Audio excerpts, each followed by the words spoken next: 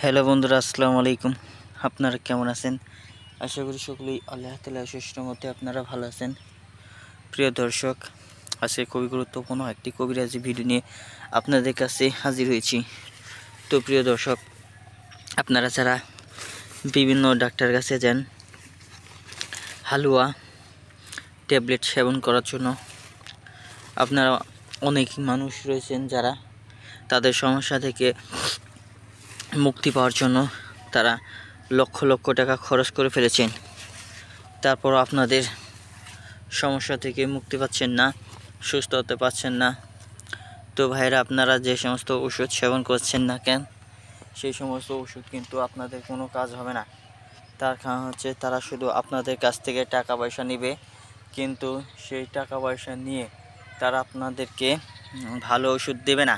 কিংবা বন্ধুরা, সকল কবিরাজগণই যে ভালো, সব ওষুধই যে ভালো তার কিন্তু কোনো গ্যারান্টি নেই। তো বন্ধুরা, ভালো ওষুধ সেবন করতে চাইলে অবশ্যই ভালো কবিরাজদের কাছে যাইতে হয় এবং কি তাদের পরামর্শ নিতে হয়। তো বন্ধুরা, আজকে আমি তেমনই একটি গুরুত্বপূর্ণ ওষুধি গাছ নিয়ে আলোচনা করব।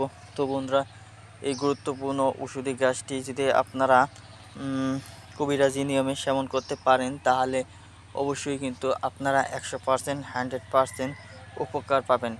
তো বন্ধুরা, তার কারণ হচ্ছে এই গাছটি যে সমস্ত বিবাহিত পুরুষ ও যাদের সমস্যা রয়েছে তারা যদি ব্যবহার করতে পারে তাহলে তারা এই উপকার পাবে। তো এই গাছের সাথে আপনাদের পরিচয় করে দিই। তো ভাইরা, আপনারা স্ক্রিনের মধ্যে যে গাছটি দেখতে পাচ্ছেন, তো ভাইরা এই গাছটির নাম হচ্ছে ভাট গাছ। তো ভাইরা, এই ভাট গাছ অনেক ভাট গাছটি ব্যবহার করানো হয়েছে। ভাট গাছের পাতাগুলো ব্যবহার করতে হবেন, কিংবা এই ভাট গাছের যে শিকড়গুলো মাটির নিচে শিকড় রয়েছে, সেই শিকড়গুলো যদি ব্যবহার করেন তাতে কিন্তু আপনারা উপকার পাবেন।